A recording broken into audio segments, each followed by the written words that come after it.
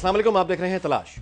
अमरीकी सदर Barack Obama ने शाम पर हमले की तफसीलात बताना शुरू कर दी हैं, यानी कि वो महदूद हमला होगा, इराक की तरह नहीं होगा, उनकी अफवाज ग्राउंड पे नहीं जाएंगी। अच्छा, अब मामला ये है कि बराक ओबामा ने मंगल के रोज स्वीडन के लिए निकलना है, जिसके बाद उन्हें सेंट पीटर्सबर्ग पहुंचना है रशिया, जहां 5 सितंबर से G20 समिट शुरू हो रहा है। सो कभी इम्कान यह है कि ये पहला हमले का order Barack Obama Oval Office में अपनी बैरून मुल्क रवानगी से पहले देंगे, जिसका मतलब यह हमला आज, कल या परसों हो सकता है। अमेरिका के शाम पर मुमकिना हमले के नताइज क्या हो सकते हैं? क्या यह जंग महदूद होगी या यह जंग बढ़ती रहेगी? इस पर हम गुफ्तगू करेंगे और इन सवालों के जवाब तलाश करने की कोशिश करेंगे कि इस हमले से सेक्टेरियन डिवीजन कितनी डीप हो सकती है और खुद मुस्लिम उम्मा के मुख्तलिफ ममालिक किस तरह से इस आग की लपेट में आ सकते हैं। मगर गुफ्तगू शुरू करने से पहले ज़रूरी है कि हम शाम के हवाले से हालिया तारीख के चंद वाक़यात पर नज़र डालें, और इसके लिए हम आपको दिखाते हैं ये रिपोर्ट।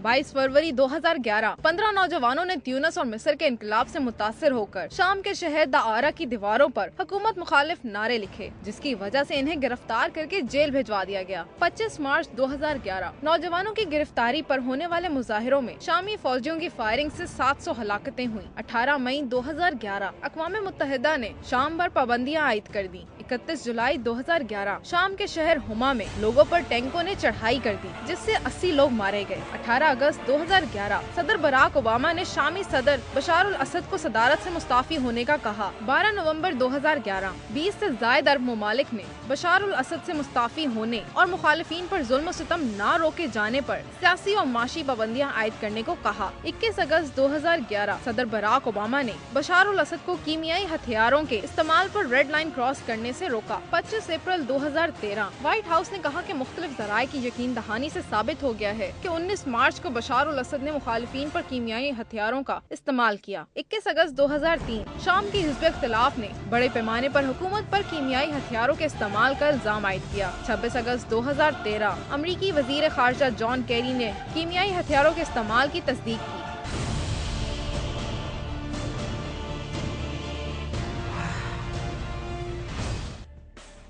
गुफ्तगू शुरू करते हैं। शिरकत के लिए मेरे साथ स्टूडियो में तशरीफ़ फरमाएं जनाब डॉक्टर लाल खान। इनके कॉलम आप पढ़ते हैं रोज़नामा दुनिया में। गुफ्तगू में शिरकत करेंगे जनाब और मकबूल जान साहब, इनके कॉलम भी आप पढ़ते हैं रोज़नामा दुनिया में, मशहूर दानिश्वर। और हमारा गुफ्तगू में साथ देंगे इस्लामाबाद से डॉक्टर मारिया सुल्तान। डॉक्टर साहब, आपसे गुफ्तगू का आगाज़ करते हैं। ये जो हमने देखा, जो इसमें जो नाटो के अंदर डिवीज़न आ रही है, वेस्टर्न वर्ल्ड के अंदर एक डिवीज़न आ रही है, इंग्लैंड उसका एक वाज़ेह सबूत है। 2003 में जब इराक पे इन्वेड करने जा रहा था अमेरिका, तो उस वक्त टोनी ब्लेयर का बरतानिया जो है वो साथ खड़ा था, फ्रांस और जर्मनी अपोज कर रहे थे, और उस वक्त डोनाल्ड रम्सफेल्ड फ्रांस और जर्मनी को बुढ़ा यूरोप कह के बड़ा हकारत से बुला रहा था। अच्छा, आज जो है वो जॉन कैरी जो अभी 30 अगस्त की प्रेस कॉन्फ्रेंस है, उसमें ब्रिटेन का कहीं मेंशन नहीं है क्योंकि वहां पर रिवोल्ट हो गया है। फ्रांस को अब वो अपना कह रहे हैं ओल्डेस्ट एलाइज। आपको याद है 2003 में फ्रांस से बड़ी नफरत हो गई थी, वो फ्रेंच फ्राइज को फ्रीडम फ्राइज करने लग गए थे। अब वो ओल्डेस्ट एलाई का बैकग्राउंड ये है कि 1776 में जो जंग आज़ादी अमेरिका की थी अगेंस्ट ब्रिटेन, उसमें फ्रांस साथ दे रहा था अमेरिका का। अब वो एकदम ओल्डेस्ट एलाई हो गया। सो ये हिस्ट्री, मतलब सीरिया में आके फ्रांस क्यों साथ हो जाता है, इराक में क्यों नहीं होता? देखें नीक साहब, जितने भी साम्राज्य मुल्क हैं, चाहे बरतानिया है, चाहे फ्रांस है, चाहे अमेरिका है, चाहे जर्मनी है, वो तमाम मुल्क जो हैं वो जिस निज़ाम पर मबनी है उसमें मंडियों की कशमकश में, मुनाफों की कशमकश में उनके मुसलसल अलाइंसेस बदलते रहते हैं। और अगर आप देखें कि फ़्रांस की, अमेरिका की जो दुश्मनी है वो कोई नई दुश्मनी नहीं है, ये काफ़ी पुरानी दुश्मनी है। सल्तनत उस्मानिया के निज़ाम के बाद अगर हम गौर करें तो 2 इम्पॉर्टेंट ट्रीटीज़ हुई थी। एक जो 1916 में पहली आलमी जंग के दौरान हुई थी, वो साइक्स पिकोट ट्रीटी थी। जो बरतानवी जो डिप्लोमेट था साइक्स और पिको जो फ्रेंच डिप्लोमेट था, उसमें उन्होंने मशरक़ वस्ता जो पूरा एक अरब दुनिया थी उसकी बंदर बांट की थी, तकसीम की थी। और उस तकसीम में जैसे बड़े सगीर हिंद में हम देखते हैं कि फ्रांसीसियों और अंग्रेज़ों की आपस में लड़ाई रही, वलंदेजियों और फ्रांसीसियों की लड़ाई रही, पुर्तगेजियों और अंग्रेज़ों की लड़ाई रही। तो इसी तरह मुख्तलिफ डिवीजन जो कॉलोनियल कंट्रीज़ की थी, उसमें कॉलोनाइजेशन के प्रोसेस के दौरान ये मुसलसल लड़ाई बदलती रहती है।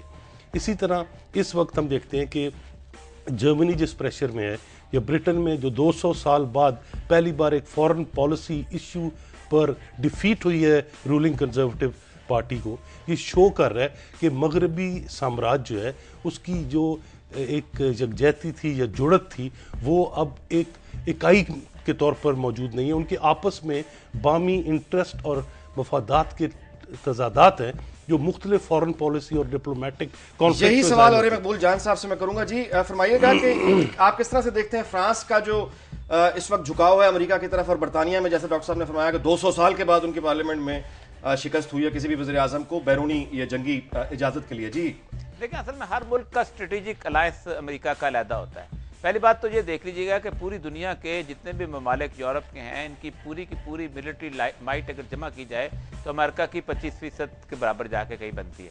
अलजायर में जिस वक्त उन्होंने इस्लामिक सॉल्वेशन फ्रंट के मुकाबले में रोकने की कोशिश की तो फ्रांस को साथ मिलाया, क्योंकि उनको पता था कि फ्रांस का वो इलाका है और फ्रांस के अंदर ये सारा काम उन्होंने करना है। और उसके बाद आप सोचें कि फ्रांस ने उनकी आर्मी को हेल्प किया और वो पूरी की पूरी मूवमेंट को कर्ब किया और वहाँ पर एक तवील अरसे तक खाना जंगी चलती रही। यहाँ सूरत हाल ये है कि यहाँ पर ये पूरा इलाका शाम का जो इलाका है और उसके साथ जो लेबनान का इलाका है, इसके अंदर फ्रेंच इन्फ्लुएंस बहुत पहले से रहा है, ये फर्स्ट वर्ल्ड वॉर के बाद भी और सेकंड वर्ल्ड वॉर के बाद भी। और यहाँ पर उनको इस तरह फ्रांस को अलाई बनाना पड़ा है।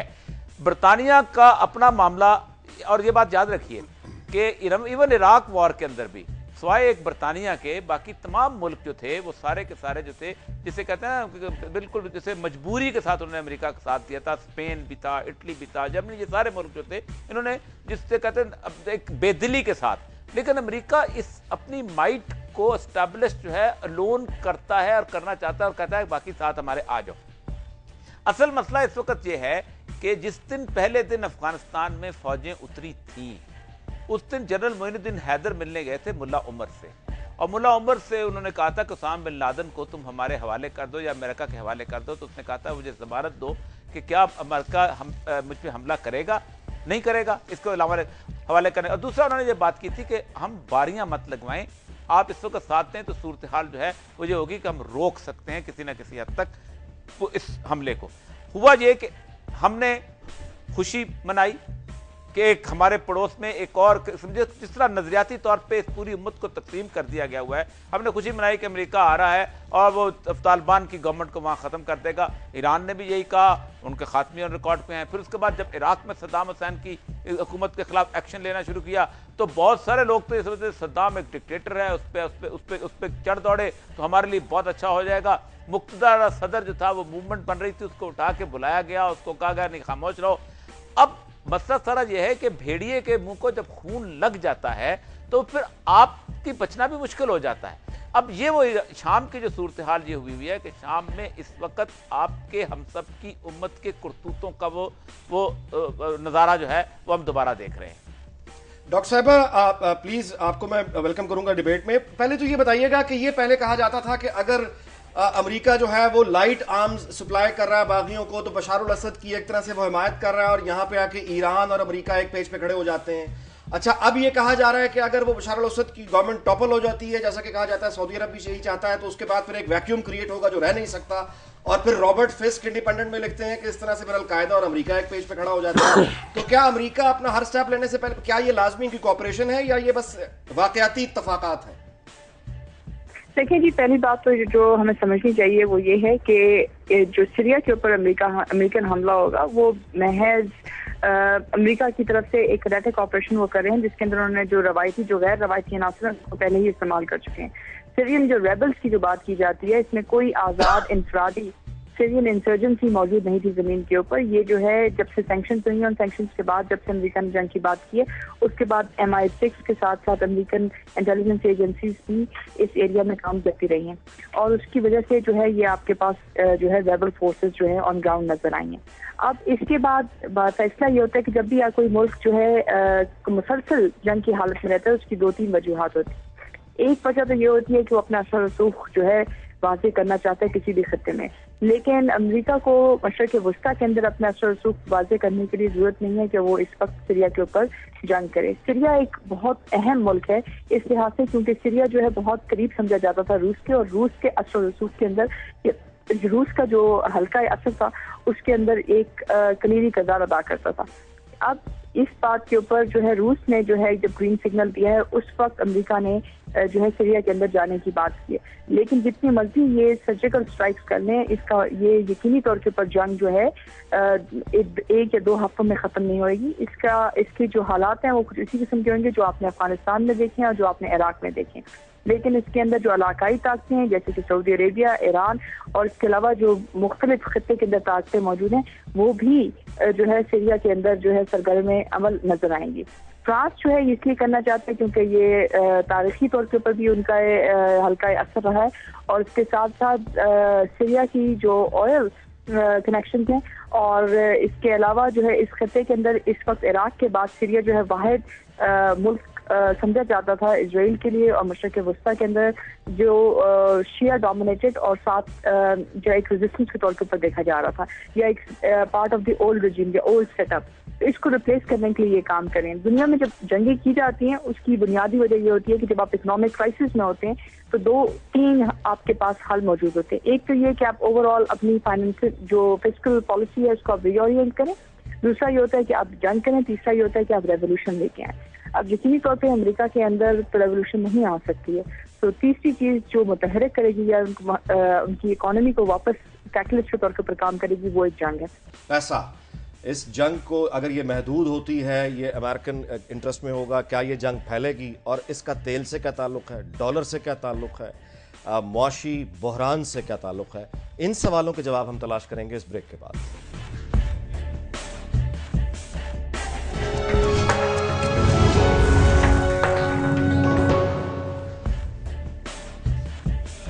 जी वेलकम बैक। सीरिया पे मुमकिना अमरीकी हमला किस हद तक होगा, ये बात कहां तक जाएगी, इसके असरात खत्ते पे क्या होंगे, इन सवालों के जवाब हम तलाश कर रहे हैं।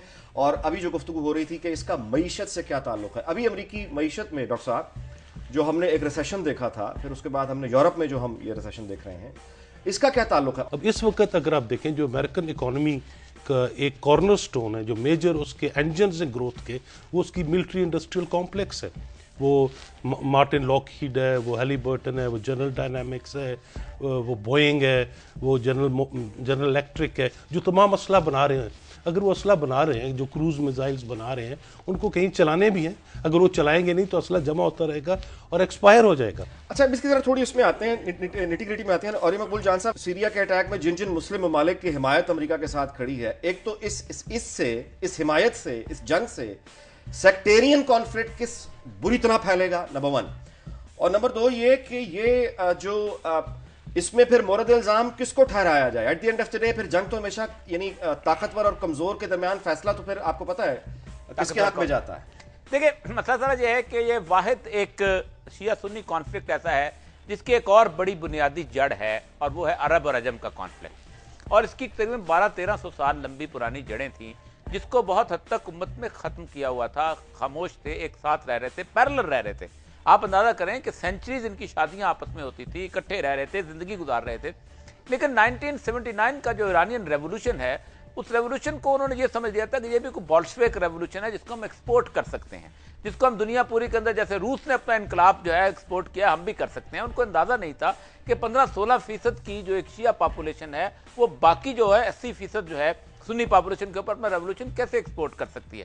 इसी तरह वो कॉन्फ्लिक्ट जब रेज हुआ तो सबसे पहले उन्होंने जो मुजाहरे शुरू किए सऊदी अरब के अंदर, फिर वो क्वेटा का जो 86 का वाकया है, ये सारी चीज़ें जो थी ये बर्निंग इशू बन गए, जिसने किया ये कि जो मिडिल ईस्ट की हुकूमतें थी वो तो थी डिक्टेटोरियल, वो थी अवाम की मुंतखब हुकूमतें भी नहीं थी, और दूसरी बात ये थी कि उनके ऊपर उन्होंने जाबराना और आमराना हुकूमतें मुसल्लत थी। उनको अपने तख्त जो है हिलते शुरू हुए, तो उन्होंने बेहतरीन रिफ्यूज ये हासिल की कि दूसरी सेक्ट के मुकाबले के अंदर लोगों को खड़ा किया जाए। दुनिया भर में जब ट्राइबलिज्म या जब कौमियत मजहब के साथ मिल जाती है तो उससे ज़्यादा खतरनाक चीज़ कोई नहीं होती, और ये चीज़ हमने बार बार बहुत जगहों पे देखी है। इस कॉन्फ्लिक्ट को मौजूदा जो सिनेरियो बना है इसके अंदर बाकायदा मेहनत से इसको आगे उभारा गया है। मुख्तलिफ किस्म की तंजीमें बनाई गई, उस तरफ से इस तरफ से, इन सारी चीज़ों को, और उसके अंदर इकोनॉमिक सिचुएशन जो है बहुत इंपॉर्टेंट थी। मैं अब छोटी सी मिसाल आपको देता हूं कि जिस वक्त दुबई में इन्वेस्टमेंट शुरू की, उन्होंने पैसा बहुत ज़्यादा सोचा, तो उन्होंने सोचा कि कौन सा ऐसा मुल्क है जो दुबई को कम्पीट कर सकता है। तो सबसे पहली नज़र जो थी वो बैरूत पे पड़ी, क्योंकि बैरूत ऐसा शहर है कि जहाँ ना जुबान का मसला है, अय्याशी भी ऐसे ही है, खूबसूरत लोग भी हैं, माहौल भी बहुत अच्छा है। तो आप हैरान होंगे कि 2 इजरायली सिपाही हिजबुल्लाह के पास आए। हिजबुल्लाह के जो ठिकाने हैं जो इजराइल के बिल्कुल करीब हैं, मैं वहां जाके देख के आया हूं, लेकिन पूरे का पूरा बैरूत शहर उड़ा के रख दिया गया ताकि दुबई की इन्वेस्टमेंट जो है उसको सिक्योर किया जाए। अब इस वक्त शाम के बारे में भी हालात यह है कि अब इस वक्त दुनिया में कोई 2 महवरी ताकतें रह नहीं गई। ये जो रूस है और चीन है, इन्होंने जो बाइकाट किया है, अगर यूनाइटेड नेशंस की वो करारदाद उठा लें, जो उसके प्रोटोकॉल उठा लें, तो वो कहता है कि एक्ट ऑफ वॉर में अगर आप बाइकाट करते हैं तो इसका मतलब है कि आप वॉर के हक में वोट दे रहे हैं। हिमायत जाहिर है, ठीक है, बिल्कुल ठीक है। डॉक्टर साहब ये फरमाइएगा कि ये जो यानी इस वक्त हम देख रहे हैं कि खुद एक बरतानवी अखबार इंडिपेंडेंट के मुताबिक हर 5 अमरीकियों में से 4 अमरीकी इस हक में है कि अमरीकी हुकूमत को यह फैसला करने से पहले कांग्रेस की अप्रूवल लेनी चाहिए, जो कि एक मुश्किल टास्क दिखाई देता है। अच्छा, अब हम केमिकल इसके ऊपर आते हैं, जो यानी जिस वजह से अमरीकी अवाम में उस तरह की हिमायत नहीं है, वो ये है कि यही इल्ज़ाम इराक में लगाया गया था। अब अगर ये ऑन ग्राउंड इनके फौजी नहीं उतर रहे तो वो जो जिसका कीमियावी हथियारों का जो हमारे सामने ये पिक्चर्स आई हैं, वीडियोस आई हैं, ये अगर जेरे जमीन इनको छुपाया गया है तो कौन सी वो इंटेलिजेंस है जिसको अमेरिकन इंटेलिजेंस जिसको क्रेडिबल कहा जाए, और 10,000 फुट ऊपर से पायलट किस तरह से देखेगा, किस चीज को तबाह करेगा, और अगर वैक्यूम क्रिएट हो जाता है, बशार अल असद अगर गिर जाता है तो जो लोग फिर उस वैक्यूम को पूर करेंगे, उन लोगों के बारे में भी देखना पड़ेगा कि वो लोग भी खुलकर अमेरिका को इन्वाइट तो नहीं कर सकते, लेकिन यहां पे इंटरेस्ट कॉमन हो गया है। सो इसका फिर नतीजा क्या होगा? पहली बात तो ये है कि ये जो लोग आपको जमीन के ऊपर नजर आ रहे हैं, ये कोई rebel force on its own नहीं है। ये रेबल फोर्स क्रिएट की गई है, इनके ऊपर फाइनेंशियल जो है इनको जो है सपोर्ट किए गए हैं और इनको वेपन भी सपोर्ट की गई है। दूसरी बात ये है कि अगर जो बशार अल असद साहब की जो हुकूमत है, अगर वो कीमियाई हथियार इस्तेमाल करती तो ये उनके लिए गैर मुनासिब होता, सिर्फ इस वजह से क्योंकि वो अब रेबल फोर्सेस के खिलाफ काम कर रहे हैं। पाकिस्तान के अंदर भी दहशतगर्दी का मसला है। दहशतगर्दी का मसला का मतलब ये तो नहीं है कि आप फाटा के अंदर जो कीमियाई हथियार इस्तेमाल करेंगे। आप यकीनी तौर पर चाहते हैं कि जो आपकी आवाम है उसके साथ आपका एतमाद का जो एतमाद की फजा है वो बहाल हो, और आप उसकी बेसिस के ऊपर जो है आप आगे काम करेंगे। और ये जो कीमियाई हथियारों की जो बात करें हैं, जिसमें ज़्यादातर फॉस्फोरस जो है बेस्ड वेपन्स की बात की जा रही है, वो यकीनी तौर के ऊपर ना ही सीरिया के पास मौजूद हैं इस क्वांटिटी में, और इसके अलावा सीरिया जो है सिग्नेटरी है to the OPCW, to the organisation of the prohibition of chemical weapons. उसके मुताबिक वहाँ ना सिर्फ जो है इंटरनेशनल इंस्पेक्टर्स वहाँ जाके इस बात का मुआयना कर चुके हैं कि सीरिया के जो हथियार हैं उनकी कितनी तादाद है, वो किस नौयत के हथियार हैं, लेकिन उसमें भी टाइम दरकार है। वो लबनान जा चुके हैं, टाइम दरकार है कि वो अब उनको टाइम लगेगा 4 से 5 दिन एनालाइज करने के लिए। वक्त हुआ कमर्शियल ब्रेक का, उसके बाद यहीं आपसे मुलाकात होती है। देखते रहिए दुनिया न्यूज।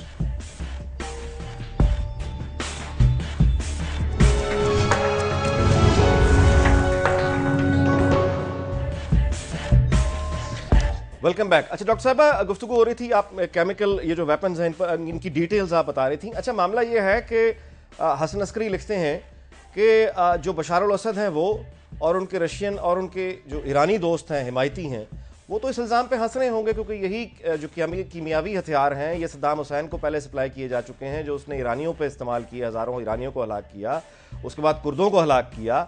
तो अब ये जो जॉन कैरी ने हलाकतें बताई हैं, यानी 1429 हलाकतें जिसमें 426 बच्चे हैं, तो ये इस इल्ज़ाम के ऊपर अब वो अटैक करने जा रहे हैं। तो ये बदलती हुई पोजीशंस, इसका मोरालिटी का, इस वॉर पॉलिसी से मोरालिटी का क्या ताल्लुक है?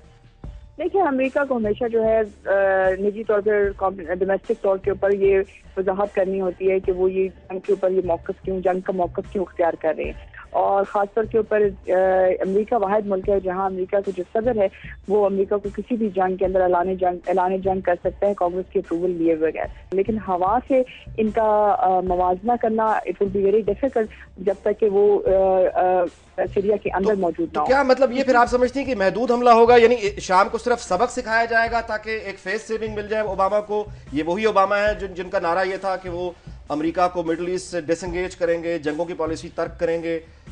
सो अब सबक सिखा नहीं, देखिए ये सर्जिकल स्ट्राइक जो है ये सिर्फ आगाज जंग है, क्योंकि सर्जिकल स्ट्राइक किसी सूरत भी जो है 100% जो है इनको सक्सेस नहीं दे सकती।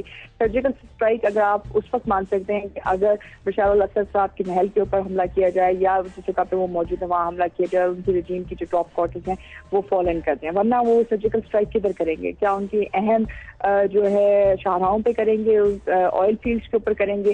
तो ये सर्जिकल स्ट्राइक्स तो नहीं होंगी, ये तो बेसिकली आगाज जंग होगी और जंग हवा से फजा से कभी भी जीती नहीं जाती है। बिल्कुल, you made your point. Doctor साहब नताइज की तरफ आते हैं, यानी एक दफा आपने जंग शुरू तो कर दी, सर्जिकल स्ट्राइक्स हो गई, लेकिन अब मामला वैसा तो नहीं होता जैसा हमेशा प्लान करते हैं। सो अगर ये बात फैलती, नताइज क्या क्या हो सकते हैं? देखिए पहले तो ये कि पूरा खित्ता जो है ना वो इस जंग से मुतासर होगा और बहुत बड़े पैमाने पर मुतासर। कैसे, वजाहत कीजिए। मसलन ये कि इस वक्त एक नई जंग, एक नई सर जंग, एक इंपीरियलिस्ट कॉन्फ्लिक्ट मिडिल ईस्ट में चल रहा है, वो कतर और सऊदी अरेबिया के दरमियान है। अभी जो प्रिंस बंदर बिन सुल्तान अल सऊद है उसने एक स्टेटमेंट दी है जो न्यूज़ वीक में छपी है, बड़ी इंटरेस्टिंग स्टेटमेंट है। तो ये कतर क्या है? ये 300 लोग एक टेलीविज़न चैनल है और क्या है?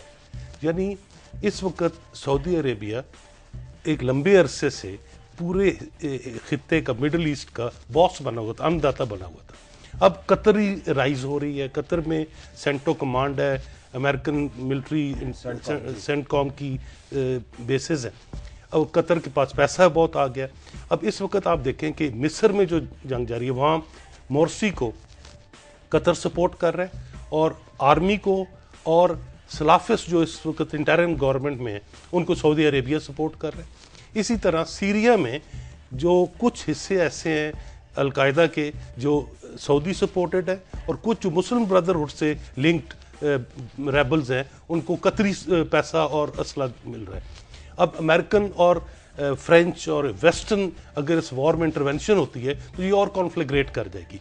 लेकिन इसमें दो इम्पॉर्टेंट डायमेंशंस हैं जो मैं समझता हूँ हमें समझने की ज़रूरत है। एक तो ये कि ये जंग एक लंबी जंग है और ये लड़ाई इतनी जल्दी ख़त्म होने वाली नहीं। दूसरी जो इम्पोर्टेंट चीज़ है वो ये है कि जो रॉबर्ट फिस्क की आपने बात की है उसने बड़ी इंटरेस्टिंग बात लिखी है। उसने लिखा है कि अगर कोई एक चीज़ हदफ नहीं होगी शाम में अमरीकी हमले की तो वो अलकायदा नहीं होगी, क्योंकि अलकायदा से रॉबर्ट फिस्क ने लिखा है कि अब अमेरिका शाम में शायद जासूसी का काम ले कि उनके टारगेट्स कहाँ हैं, कहाँ उन्होंने हिट करना है। तो ये देखिए कैसे पांच से पलटे हैं, एक तरफ लड़ाई हो रही है, एक तरफ वॉर अगेंस्ट टेरर है और दूसरी तरफ अलायंस है।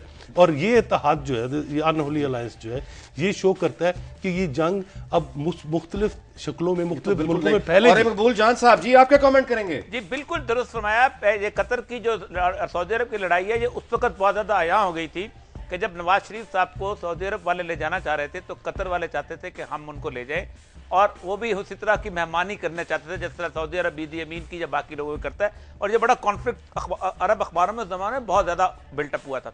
असल मसला ये है कि अमेरिका का हदफ कभी भी किसी जगह को जीतना नहीं होता। अच्छा नहीं, मैं इस पर भी कॉमेंट आपका चाहूंगा जो भी फरमा रहे थे डॉक्टर साहब के। रॉबर्ट फिस्क ने जो लिखा है कि अब अलकायदा और अमेरिका उन्होंने तो फिर अपना सीरिया में तो लग रहा है कि वो तो यानी दे हैव जॉइंड हैंड्स, यानी अब उनकी इंटेलिजेंस पे अमेरिका एक्शन लेगा। उसकी मैं अर्ज करूं ना 2010 के शुरू में रैंड कॉर्पोरेशन को एक असाइनमेंट दी गई थी कि अमेरिका का जो $700 बिलियन जो है वो जो वॉल स्ट्रीट मांग रही है अमेरिकन इकोनॉमी को बचाने के लिए, उसके ऊपर कुछ तबसरा करो। तो उन्होंने कहा था कि अगर आप $2000 बिलियन भी दे दें तो आपकी इकोनॉमी बचती नहीं जब तक कि आप एक बहुत बड़ी जंग के अंदर शरीक नहीं होते या बहुत बड़ी जंग दुनिया के अंदर नहीं चल सकती। तो उन्होंने फिर वो 2-3 बेसिकली पली हुई गायें सोची थी कि जहां जंग की जा सकती है। एक इंडिया था, एक चाइना था और एक रशिया था।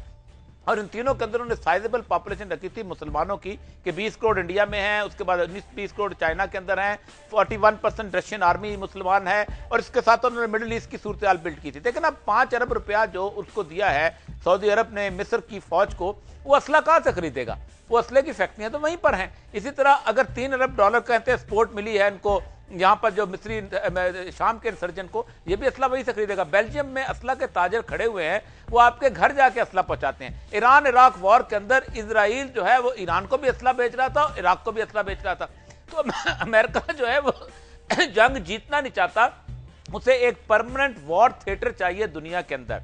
आप देखें लिबिया के अंदर भी एग्जैक्टली अलकायदा के साथ था ईरान, अमेरिका जो था, और अमेरिका ने वहां पर अलकायदा को यूज किया कजाफी को उतारने के लिए।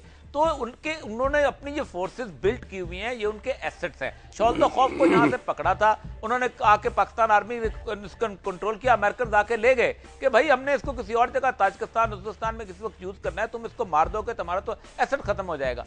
तो ये बुनियादी तौर पर दुनिया के खित्ते के अंदर लोहार की भट्टी है अमेरिका। पीस टाइम होगा तो वो दरातियां बनाएगी या हल मरम्मत करेगी। जंग शुरू होगी, पूरी पूरी रात जागेंगे, 15-15 तलवारें बनाएंगे, नफा कमाएंगे। जी डॉक्टर साहब, मैं इसमें थोड़ा सा इजाफा करना चाहता हूँ हिस्टोरिकली। पहले तो ये कि ये कोई इनके जो याराने या दोस्ताने हैं इस्लामी बुनियाद परस्ती से, ये नए नहीं हैं। सुएज जंग में जब जमाल अब्दुल नासिर ने इजराइल, फ्रांस और बरतानिया को शिकस्त दी थी सुएज कैनाल की नेशनलाइजेशन के बाद, उस वक्त अखवानुल मुस्लिमीन को पूरी सपोर्ट जॉन फॉस्टर डुलस जो आइजनहावर का वज़ीर ख़ारजा था उसने दी थी, और उसको परवान चढ़ाने में बहुत काम किया था। इसी तरह 63 में जो शाम में बात सोशलिस्ट पार्टी ने रेवोल्यूशन किया था, जिसकी साले जदीद क़यादत कर रहे थे, हाफिज़ुल असद बाद में आए थे, उसने नेशनलाइजेशंस की थी, उसने एक्सप्रोप्रिएशन की थी फॉरेन कैपिटल की और लोकल कैपिटल की, और उस वक़्त से उनकी पहले फ्रांस के साथ और फिर अमेरिका के साथ तज़ादात बने।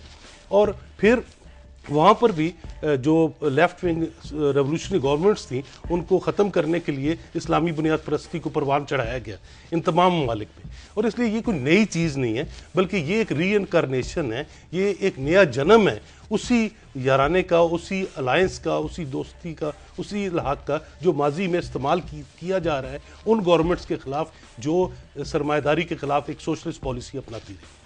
वक्त हुआ जी एक कमर्शियल ब्रेक का। उसके बाद फिर डॉक्टर मारिया सुल्तान से पूछेंगे कि क्या अमेरिका की जंगी पॉलिसी को आगे बढ़ाने में अलकायदा दरअसल क्या अमेरिका की मुआविन मददगार साबित हो रही है। देखते रहिए दुनिया न्यूज़।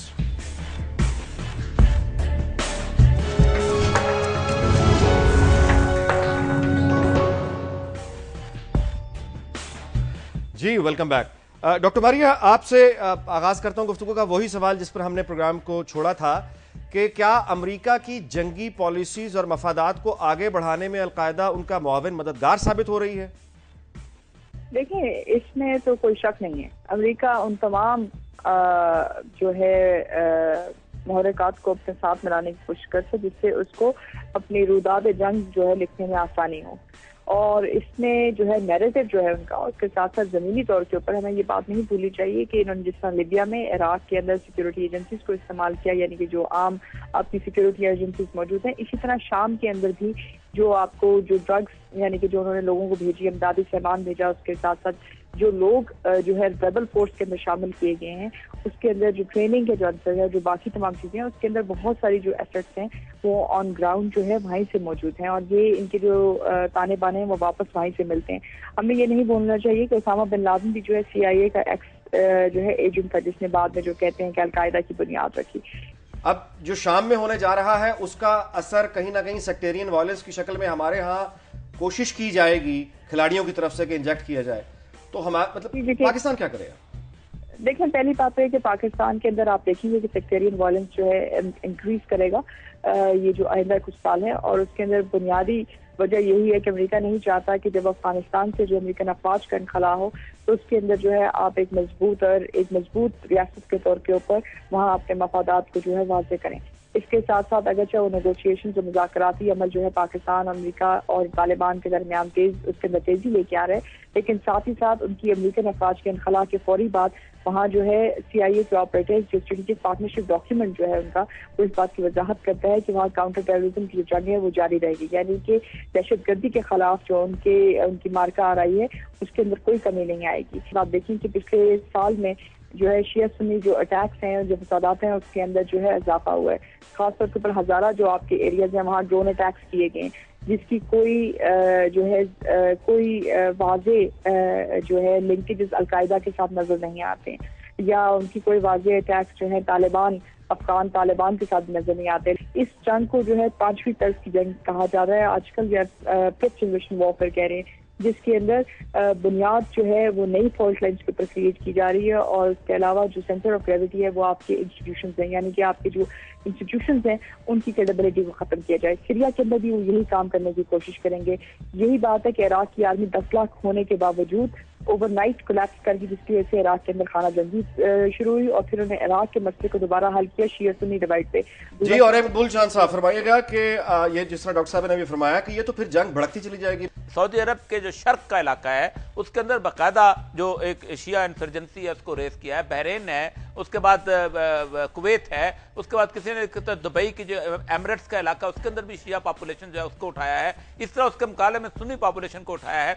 तो ये वो पूरे का पूरा ये जो डिवीजन था ना एक जमाने के अंदर 1916 में जब नेशन स्टेट्स बनी थी तो कौमियतों की बुनियाद पर डिवीजन की गई थी, और डिवीजन ये थी कि तुम मिस्री हो, तुम शामी हो, तुम इराकी हो, तुम कुर्द हो, तुम फलां हो, तुम फलां हो। उन्होंने कहा ये कुछ चलता नहीं है, क्योंकि ज़ाहिर बात है कहीं ना कहीं मुसलमान जो है आपस में इकट्ठे हो ही जाते हैं और लड़ लेते हैं, और जाहिर बात है उसी वजह से तो लेबनान का बंदा जो है और मोरक्को का बंदा जो है और पाकिस्तान का बंदा यहाँ से उठता है वहाँ जाके लड़ता है, वहाँ से उठता है यहाँ जाके लड़ता है। ईरान इराक वार के अंदर पाकिस्तानी भी जाके लड़े थे, दुनिया जहान से आके लड़े थे। यहाँ अफगानिस्तान के वार के अंदर सऊदी अरब से लोग उठे, यमन से उठे, वो यहाँ लड़े थे। उन्होंने कहा एक अब रास्ता रह गया है। अब ये फरमाइएगा कि मैं कथा कलामी की माजरत वक्त की कमी है, फरमाइएगा कि अब ये जो सीरिया पे मुमकिन ये जो हमला होने जा रहा है, पाकिस्तान कहाँ खड़ा होगा, हमें क्या करना चाहिए? हम खामोशी से ज़ाहिर है देख ही सकते हैं, हम तो पहले निढाल हैं, या हम क्या करें? देखिए, बुनियादी तौर पर पाकिस्तान के लिए एक बात बड़ी तय है कि आपको पाकिस्तान को सबसे बड़ी बात डेमोक्रेटिक फोर्स है। अगरचे कि मैं मुकम्मल तौर पर उस तरह जमहूरियत का वो यकीन नहीं रखता हूँ जिस तरह मगरबी जमहूरियत है, जिस तरह सरमादाराना जमहूरियत है, लेकिन पाकिस्तान को सबसे पहले तो इजिप्ट के हवाले से खड़े होना चाहिए था कि आपने वहां पर भी खामोशी इख्तियार की। बशार अल असद की गवर्नमेंट जो है वो बुनियादी तौर पर एक माइनॉरिटी गवर्नमेंट है, और बास पार्टी की सारी गवर्नमेंट एक माइनॉरिटी गवर्नमेंट थी जो वहां एस्टैब्लिश की गई थी, और उनका एक बहुत तफसीली किस्म का एक किरदार है वहां पर जुल्म और तशद्दुद और बर्बरियत का। तो आपको वहां पर बुनियादी तौर पर अवाम की मैंडेट की एक गवर्नमेंट का मुतालबा करना चाहिए। मैं इससे ये कहना चाहूंगी कि मेरे ख्याल से कि हमें जो है सीरिया के ऊपर जो है बहुत वाज़ेह तौर के ऊपर ये कहना चाहिए कि हमें सीरिया के अंदर अगरचे हम ये चाहते हैं कि उनके अंदर वहाँ एक जमहूरी हुकूमत वहाँ मौजूद हो, लेकिन हमें किसी सूरत के ऊपर इसको सपोर्ट नहीं करना चाहिए कि वहाँ ये इस रजीम को निकाल कर जो है जंग के जरिए जो है वो दूसरी रजीम करे। और हमें इस वक्त अपने मफादात को और अपने तहफ़्फ़ुज़ात को अफगानिस्तान में जो है और इस खित्ते में जो अमरीकी अफ़गाज के इनखला के बाद निकलने के बाद इसको मुस्तहकम करना चाहिए। ऐसा लगता है जिस तरह से इंतखाब करते हैं एक भेड़ का, उसको ज़िबा किया जाता है, फिर इंतखाब होता है अगली भेड़ का, फिर इंतखाब होता है अगली भेड़ का, हम रोते पीटते रह जाते हैं, जुलूस निकालते रह जाते हैं, अपने ही मुल्क को जलाने में लग जाते हैं। कितनी बड़ी रीज़न है ये डिक्टोरियल सेटअप्स जिनकी बात और मकबूल जान साहब ने की। सबसे पहले इस निज़ाम की डिक्टोरियल, और दूसरा ये कि कितनी वजह है हमारे अपना यानी जज्बाती होना, लॉजिक से दूर होना। यूनिवर्सिटीज़ हमें बनानी अच्छी नहीं लगती, इल्म की तरफ हमें जाना अच्छा नहीं लगता, तो ये कितनी बड़ी रीज़न है? देखें जी, ये एक बहुत बड़ी मुनाफकत है साम्राज्य की, जिसमें क्या दुबई में जमहूरियत है, क्या मिडल ईस्ट के कितने मुल्क हैं, क्या सऊदी अरेबिया में डेमोक्रेसी है, क्या कुवैत में डेमोक्रेसी है, क्या कतर में डेमोक्रेसी है? कुवैत में भी जब अटैक हुआ कुवैत भेड़ था। लेकिन क्वेश्चन ये है कि कहीं उनको जमहूरियत की ज़रूरत है, कहीं उनको बादशाह की ज़रूरत है, कहीं उनको अमरीत की ज़रूरत है। 60, 70 और 80 की दहाइयों में उन्होंने अमरीतों की सपोर्ट की। ज़िया-उल हक की सबसे बड़ी सपोर्ट किसने की थी? क्या अमेरिकन इंपीरियलिज्म ने नहीं की थी? मईशत से उनकी सियासत निकलती है, मईशत से उनकी सफारतकारी निकलती है, मईशत से उनकी तमाम पॉलिसीज़ डेवलप होती हैं। और इसलिए ये अगर बयान दें भी हमारे हुक्मरान जो है वो इंतहाई खोखला और बेमानी और मुतज़ब्ज़ब बयान होगा कि नहीं हम मुखालफत करते, हम कर कुछ नहीं सकते। और इसलिए मैं समझता हूँ कि जब इंसान एक ऐसी पोजीशन में होता है कि माशी तौर पे वो बेबस हो, मती हो, महकूम हो, तो वो अपने हाकम की बात टाल नहीं सकता। लेकिन आज एक बहुत आम सिचुएशन है जो आज से 70 साल पहले ट्रोट्स्की ने कहा था। उसने कहा था कि American imperialism is a monster with feet of clay, कि आज अमेरिकी साम्राज्य के पैर मिट्टी के बन चुके हैं, हालांकि वो मॉन्स्टर है पूरी दुनिया में। अटैक वो हर जगह कर रहे हैं, जहां पे अटैक चाहते कर रहे हैं हैं और हर जगह हार हैं। रहे हैं। क्या इराक नहीं हारा उन्होंने? अफगानिस्तान में शिकस्त के फाश नहीं, उनको शाम में उससे बड़ी शिकस्त। लेकिन क्या इराक में इराकी फतह याब हुए? क्या अफगानिस्तान में अफगानी फतह याब हुए? ये फतह उस वक्त तक नहीं होगी जब तक वो निज़ाम नहीं उखाड़ा जाएगा।